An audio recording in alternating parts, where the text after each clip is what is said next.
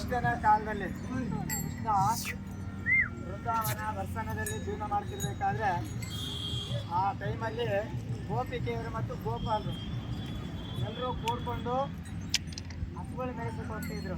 ನಾಡಿನ ಮುಖಾಂತರ ಹೋಗ್ತಿರ್ಬೇಕಾದ್ರೆ ಒಂದು ಪ್ರಸಂಗ ಇದ್ದಾಗ ಕೇಂದ್ರ ಸುಧಾಮ ಖಂಡೆ ಅಂತಂತೇಳಿ ಅವ್ರ ದೋಸ್ತುಗಳು, ಕೃಷ್ಣನ ದೋಸ್ತುಗಳು ಅವ್ರ ಜೊತೆಯಲ್ಲಿ ಹೋಗ್ತಿರ್ಬೇಕಾದ್ರೆ ಗೋವರ್ಧನ ಗಿರಿಗೆಲ್ಲ ಹೋಗ್ಬೇಕಾದ್ರೆ ಹಸುಗಳನ್ನು ಬೆಳೆಸ್ಕೊಂಡು ಬರಬೇಕಾದ್ರೆ ಅವರು ಡೈಲಿ ಮುಂದೆ ಮನೇಲಿ ಅವ್ರವ್ರ ಮನೆಯಲ್ಲೇ ತಿಂದು ಬೇಜಾರಾಗ್ತಾ ಇತ್ತು ಅವ್ರಿಗೆ.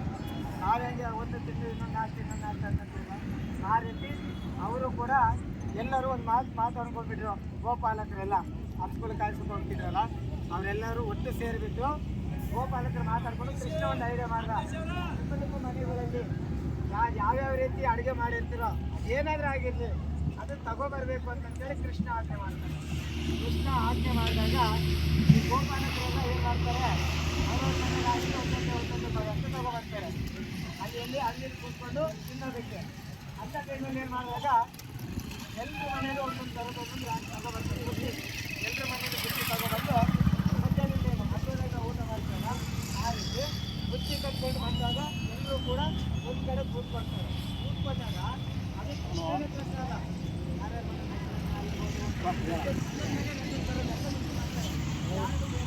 ಮಾಡಿದಾಗ ಅವಾಗ ಏನು ಮಾಡ್ತಾರೆ, ಅದನ್ನು ಅದು ಕಾಲು ಅಂತ ಅಂದರೆ ಕಾಲು ಅಂತಂದರೆ ಅದೇ ಪ್ರಸಾದ. ಇದು ಎಲ್ಲದಕ್ಕೂ ಮಾತ್ರ ಇರೋದು ಪ್ರಸಾದ.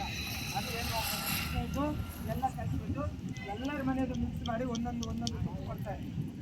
ಒಂದೊಂದು ತುಪ್ಪು ಕೊಟ್ಟಾಗ ಏನಾಗುತ್ತೆ, ನದಿಲಿರ್ತಕ್ಕಂಥ ಮೀನುಗಳು, ಇಂದ್ರಾದಿ ದೇವತೆಗಳು ಅಂದರೆ ಆ ಪ್ರಸಾದದ ಮಹತ್ವ ಅದು ಕೃಷ್ಣ ಕಲಿಸಿರೋದಂದ್ರೆ ಜೀವನ ಪಾವನ. ಆ ರೀತಿ ಇದ್ದಾಗ ಕಲಿಸಿ ತಿನ್ನೋದು ಏನು ಮಾಡ್ತಾರೆ, ಇನ್ನು ನದಿಗೆ ಹೋದರೆ ದೇವಾದಿಗುತ್ತೆ ಹೆಂಗಿದ್ರು ಊಟ ಮಾಡಿದ್ಮೇಲೆ ನಾವು ತೊಳ್ಕೊಳ್ಳೇಬೇಕು.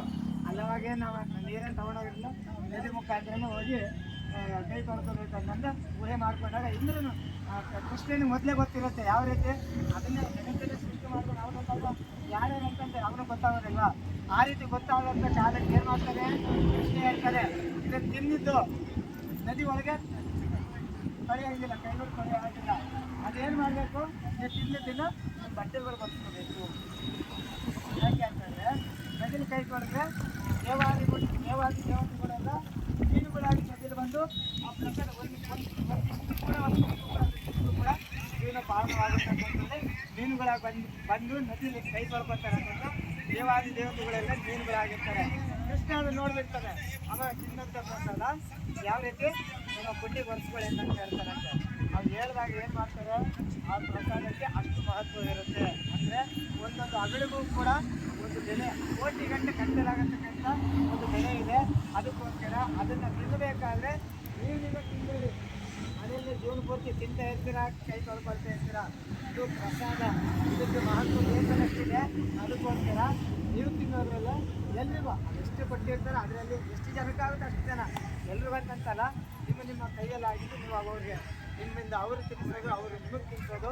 ಇದು ಒಂದು ಬಾಂಧವ್ಯದ ಒಂದು ಇದು ಸಂಗತಿ. ಏಕೆಂತಂದರೆ ನಾವು ಜೀವನದಲ್ಲಿ ಇದನ್ನು ನಾವು ಯಾವತ್ತೂ ಮಾಡಲಿಕ್ಕೆ ಆಗೋದಿಲ್ಲ. ಅದಕ್ಕೋಸ್ಕರ ಪ್ರಸಾದ ಕೊಡ್ತಾರೆ, ಅದನ್ನು ಚೆಲ್ಲಬೇಡಿ. ಮತ್ತೆ ಅದರದ್ದಾದ ಮಹತ್ವ ಇದೆ. ಅದು ಕೃಷ್ಣನ ಪ್ರಸಾದ. ಎಲ್ಲರೂ ಕೂಡ ನೀವು ತಿನ್ನಿಸಿ, ಅವರು ನಿಮಗೆ ತಿನ್ನಿಸ್ತಾರೆ. ಅದನ್ನು ವ್ಯರ್ಥ ಮಾಡಬೇಡ್ರಿ. ಎಲ್ರಿಗೂ ಕೂಡ ಪ್ರಸಾದ ಹಾಕ್ತಾರೆ. ಅದನ್ನು ಸಿಹಿಯಾಗಿ ತಗೊಂಡು ನೀವು ಅವ್ರಿಗೆ ತಿಂದು, ಇಲ್ಲಿ ದೊಡ್ಡವರು ಚಿಕ್ಕವರನ್ನು ತಾರತಮ್ಯ ಇಲ್ಲ. ಅದು ನಿಮಗೆ ಭಾವನೆ, ಅದು ನಾವು ಹೇಳಲಿಕ್ಕೆ ಆಗೋದಿಲ್ಲ. ಯಾಕಂದರೆ ತಿನ್ನಿಸಿದಾಗ ಅವರಿಗೆ ನೀವು ಕೂಡ ಅವ್ರ ಕಾಲು ಇಟ್ಕೊಳ್ಳಿ, ಅವರು ನಿಮ್ಮ ಕಾಲು ಇಟ್ಕೊಳ್ತಾರೆ. ಇದು ಏಕಾನೇಕ ಅಂತಂದರೆ ಇದೆಲ್ಲರೂ ಕೂಡ ಸರ್ವ ಸಮಾನರಾಗಿದ್ದು, ಇಲ್ಲಿ ದೊಡ್ಡವರಿಲ್ಲ, ಚಿಕ್ಕವರಿಲ್ಲ, ಹಿರಿಯರಿಲ್ಲ, ಎಲ್ಲರೂ ಕೂಡ ಇಲ್ಲಿ ಭಕ್ತವೃಂದದವರೇ. ನಿಮಗೆ ಅವರು ತಿನ್ನಿಸ್ತಾರೆ, ಅವರು ನೀವು ತಿನ್ನಿಸಬೇಕು ಅಂತ ಹೇಳ್ತಾ ಪ್ರಸಾದ ಕೊಡ್ತಾರೆ. ಪ್ರಸಾದ ಕೊಡೋದು ಸ್ಟಾರ್ಟ್ ಮಾಡಿ. ಗೋಲಾ ಪುಟ್ಟಲೇ